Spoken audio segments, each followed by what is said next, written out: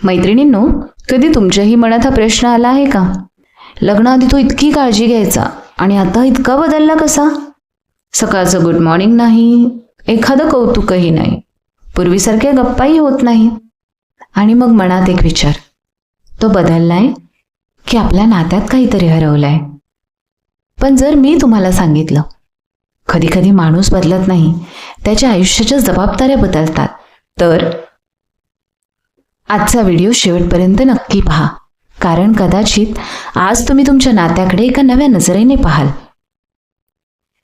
माझी एक मैत्रीण स्मिता, वय 42, 2 मुलांची आई, घर, नोकरी, सासू सासरे सगळं ती मनापासून सांभाळायची.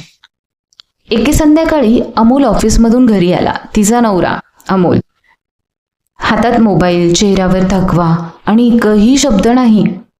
स्मिताने विचारलं, चहा करू? अमोल फक्त म्हणाला, बस इतकंच. स्मिताचं मन भरून आलं.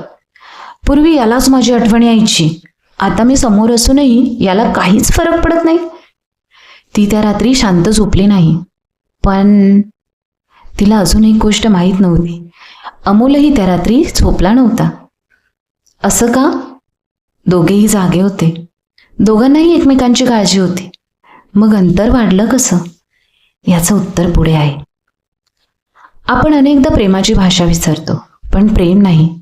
लग्नाच्या सुरुवातीला वेळ जास्त असतो, जबाबदाऱ्या कमी असतात, म्हणून भावना सहज व्यक्त होतात.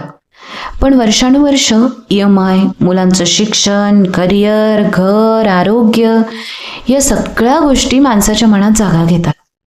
तो कमी बोलतो, पण याचा अर्थ तो कमी प्रेम करतो असा नसतो. आणि इथेच आपण एक मोठी चूक करतो. आपण समोरच्याचं वागणं पाहतो, पण त्याच्या मनात काय चाललंय हे विचारत नाही. दुसऱ्या दिवशी स्मिताने विचारलं बरं. स्मिताने नेहमीसारखा राग केला नाही. ती फक्त म्हणाली, तू खूप थकलेला दिसतोयस. हे ऐकताच अमोलच्या डोळ्यात पाणी आलं.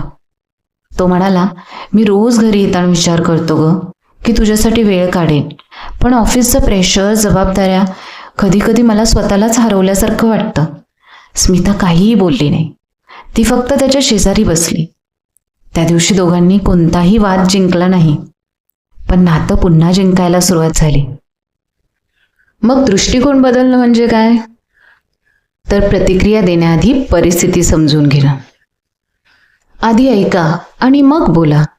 एखाद्या दिवशी फक्त विचारा, आजचा दिवस कसा गेला? कधी कधी एका प्रश्नामुळे अनेक गैरसमज दूर होतात. अपेक्षा कमी ठेवा, संवाद जास्त ठेवा. तू बदललास असं म्हणण्याऐवजी, मला तुझ्याशी आधीसारखं बोलायची खूप इच्छा होते रे, हे जास्त परिणामात्मक असतं. स्वतःचं आयुष्यही जगा. नवरा, मुलं, घर या पलीकडे तुमची स्वतःचीही ओळख जपा ना. आनंदी व्यक्ती आनंदी नातं तयार करते. छोट्या छोट्या गोष्टींचं कौतुक करा.